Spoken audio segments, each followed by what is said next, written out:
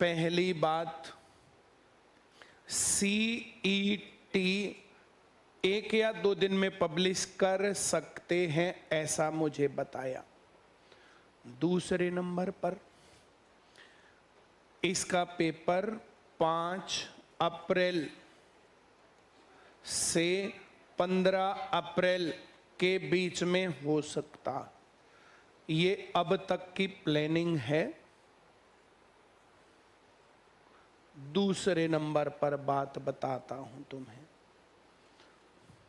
जो लोग आपस में कुचुर पुचुर करते हैं ना ये भाई साहब, मैं यहां पागल नहीं हूं, यहां खड़ा होकर के इतने लोगों के सामने ये बात बोल रहा हूं ना, मैं गधा।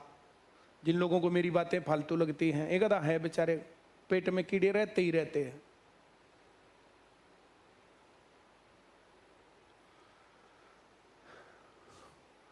रेगुलर भर्ती कैलेंडर,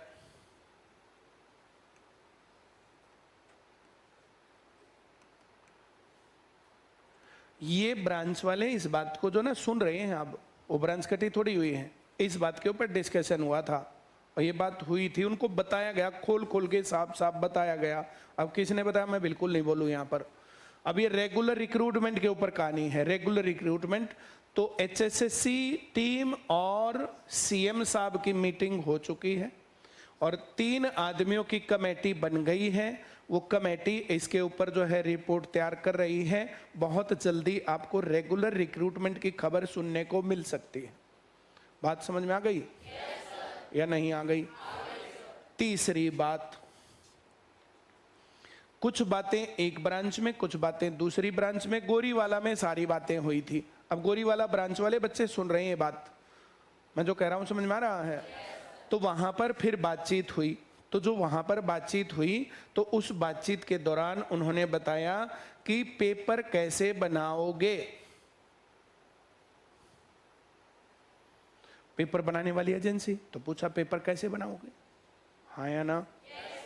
तो उन्होंने कहा एक एग्जाम्पल लेकर के कि जो JBT मेवात कैडर का एग्जाम था ये पेपर कैसे बनाओगे?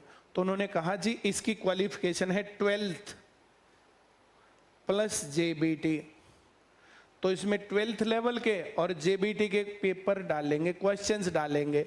मैंने जो बोला समझ में आया? क्लियर समझ में आया? तो जो मेंबर्स थे HSSC वाले, उन्होंने उनसे पूछा कि 12वीं क्लास में जिसने फिजिक्स, केमिस्ट्री, मैथ, बायोलॉजी लेके साइंस साइड पढ़ी, या तो PCM या PCB, ये लोग 12वीं क्लास की हिस्ट्री का आंसर कैसे करेंगे? क्योंकि उन्होंने 12वीं क्लास में हिस्ट्री पढ़ी ही नहीं। अब जिन लोगों ने हिस्ट्री, पॉलिटिकल इकोनॉमिक्स पढ़ी 12वीं 11वीं क्लास में, वे इसका जवाब कैसे देंगे, हाँ या ना? तो जो SSC CGL की तरह है,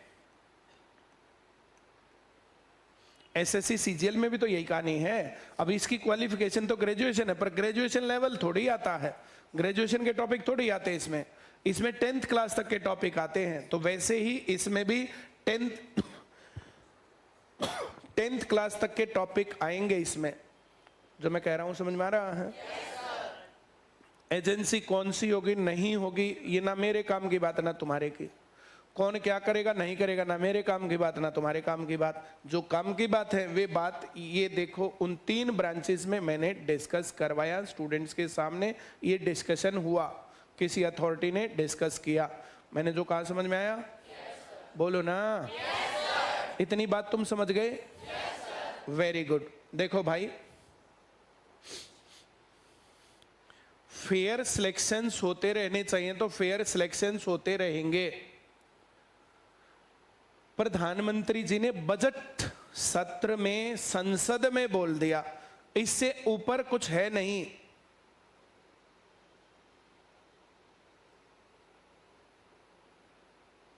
हरियाणा का जिक्र पूरे देश के चुनाव में होने लग गया, इससे ऊपर कुछ है नहीं। हरियाणा का जिक्र आज तक यहां से बाहर कभी नहीं गया था, बिना पर्ची बिना खर्ची फेयर सिलेक्शंस। तो हरियाणा की टीम, सरकार अति उत्साहित है कि प्रधानमंत्री उनकी तारीफ लगातार कर रहे हैं, हाँ या ना? दूसरी बात, परमानेंट रिक्रूटमेंट, ये हमारी एक मांग हुआ करते थे, याद है?